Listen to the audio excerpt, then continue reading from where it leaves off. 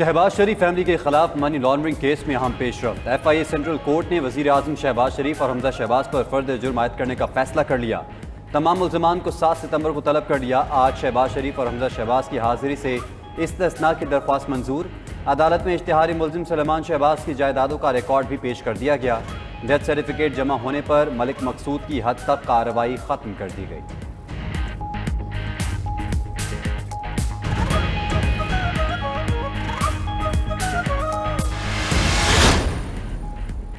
سابق deputy speaker Punjab assembly دوست مظاہری کو نااہل کرانے کے لیے اسپیکر پنجاب اسمبلی کو مراسلہ ارسال۔ ایم پی اے محمد رضوان نے مراسلے میں لکھا کہ دوست مظاہری نے 16 اپریل اور 22 جولائی کے وزیر اعلیٰ کے انتخاب کو متنازع بنایا، پولیس کو اسمبلی کے اندر بلوا کر ارکان پر تشدد کرایا، انہیں نااہل کرانے کے لیے الیکشن کمیشن کو ریفرنس بھجوایا جائے۔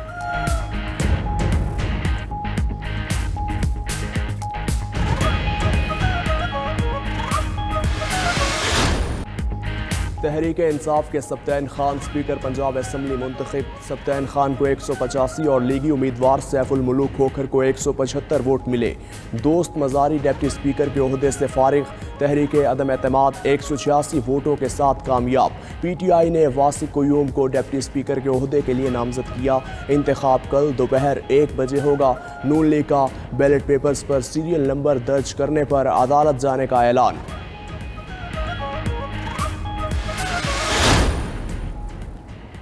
مہنگائی کی شرح 38% سے بڑھ چکی ہے۔ غریب آٹا بھی نہیں لے سکتا۔ سیاسی انتشار پاکستان کو تباہی کی طرف لے کر جا رہا ہے۔ مداخلت نرم ہو یا سخت، سب کو مل کر ملک بچانا ہے۔ عوامی مسلم لیگ کے سربراہ شیخ رشید کا ٹویٹر پیغام۔ مزید بولے، آئی ایم ایف کا بیل آؤٹ پیکج جلد نہ آیا تو ملک دیوالیہ ہونے کا خطرہ ہے۔ سب مل کر نہ بیٹھے تو عوام فیصلے اپنے ہاتھوں میں لے لیں گے۔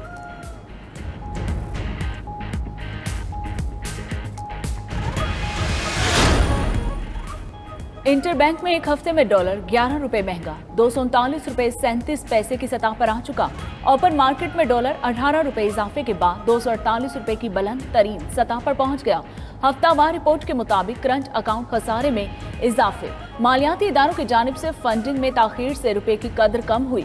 عالمی ادائیگیوں کے سبب زر مبادلہ کے ذخائر کم ہونے سے روپے پر پریشر مزید بڑھ گیا۔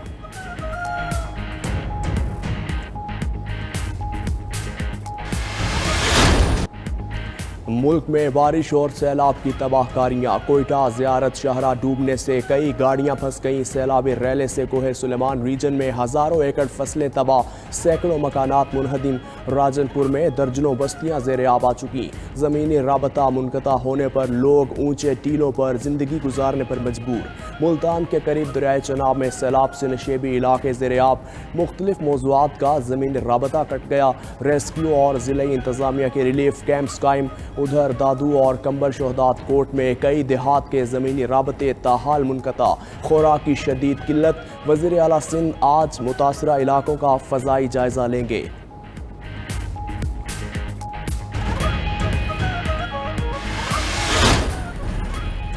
وزیر خارجہ بلاول بھٹو کا کہنا ہے کہ ستمبر میں پاک بھارت وزرائے اعظم کی ملاقات کا کوئی پلان نہیں۔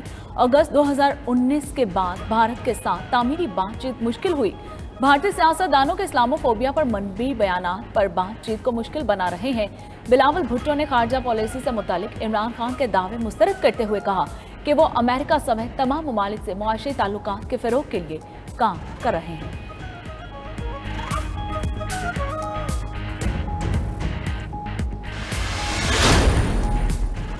Army chief general Qamar Javed Bajwa کا امریکی کمانڈر سینٹ کام سے رابطہ۔ دفاعی اور سیکیورٹی تعاون پر تفصیلی تبادلہ خیال۔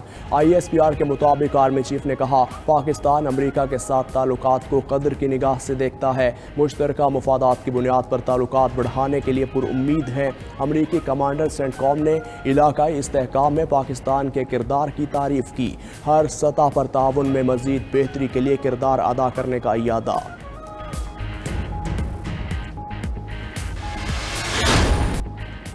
جوڈیشل کمیشن کے اجلاس کے اعلامیے پر تنازع پیدا ہو گیا۔ چیف جسٹس نے 2 ججوں کے خطوط کے بعد اجلاس کی آڈیو پبلک کر دی۔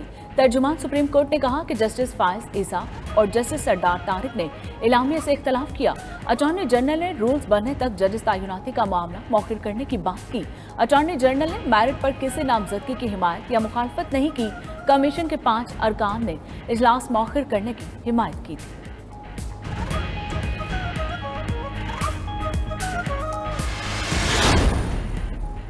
रहनुमा नून लीग मोहम्मद जुबैर का कहना है कि इमरान खान अगर सादिक और अमीन हैं तो फंडिंग केस के फैसले से घबरा क्यों रहे हैं।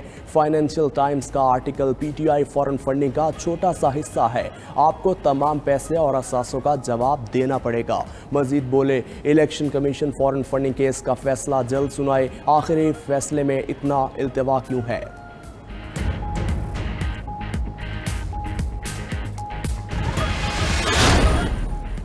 नए इस्लामी साल के आगाज़ पर बैतुल्लाह में गलाफ काबा की तब्दीली की रूह परवर तकरीब। 850 किलोग्राम वजनी और 14 मीटर बुलंद कस्बा पर सोने और चांदी से कुरानी आयात इबारत की गई।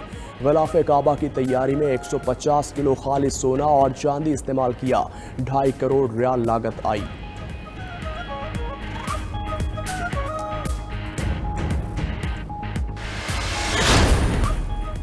कॉमनवेल्थ गेम्स में एथलीट्स में मेडल्स की जंग जारी। आज भी पाकिस्तानी एथलीट्स बॉक्सिंग, स्विमिंग और बैडमिंटन के मुकाबलों में इन एक्शन होंगे। पाकिस्तानी हॉकी टीम आज अपना पहला मैच जनूबी अफ्रीका के खिलाफ खेलेगी। कौमी वुमेन टीम को पहले मैच में बारबाडोस के खिलाफ 15 रन से शिकस्त का सामना करना पड़ा। पहले रोज़ ऑस्ट्रेलिया 8 गोल्ड, 4 सिल्वर और 4 ब्रॉन्ज के साथ टॉप पोजीशन पर बुराजमान।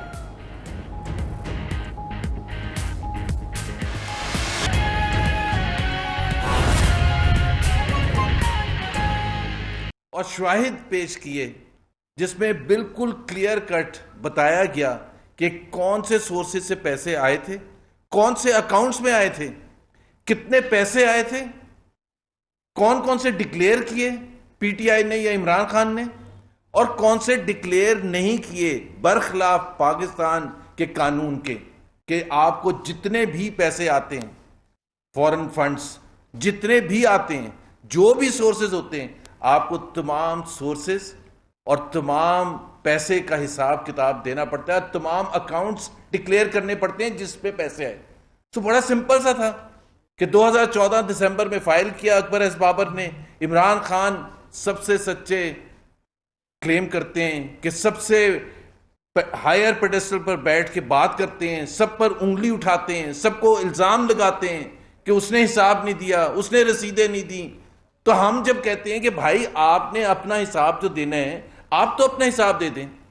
कभी हाई कोर्ट भागते हैं, कभी कार्रवाई रुकवा देते हैं इलेक्शन कमीशन में, कभी सुप्रीम कोर्ट भागते हैं और वहां से फैसला लेके आते हैं कि इसकी कार्रवाई रोक दी जाए। 8 साल हो चुके हैं और अब ये जो एक नया स्टेटमेंट आई है, आर्टिकल आया है, पूरी स्टोरी छपी है फाइनेंशियल टाइम्स ने, ये उसी का एक हिस्सा है, एक छोटा सा हिस्सा है।